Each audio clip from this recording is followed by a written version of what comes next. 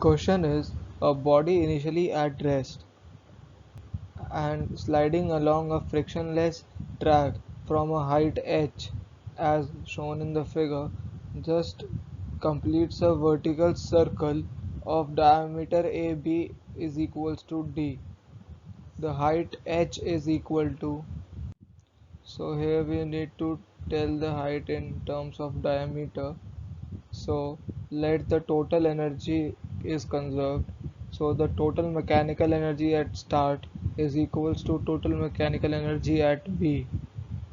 So mgh, that is total mechanical energy at start, is equals to half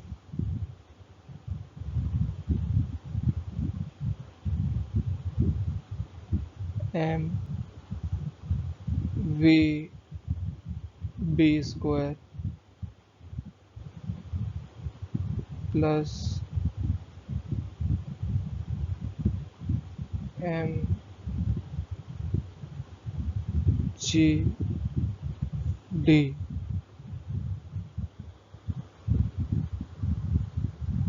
This is total mechanical energy at start and this is total mechanical energy at B.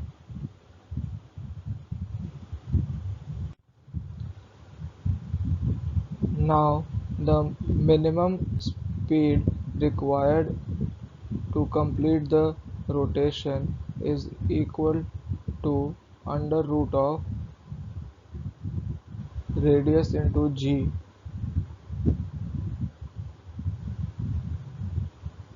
which is equals to radius can be converted into diameter, so it will be under root of dg by 2. Now if we put the value of Vb from here into this, so we get mgh is equals to half of m d by 2 g plus m g d.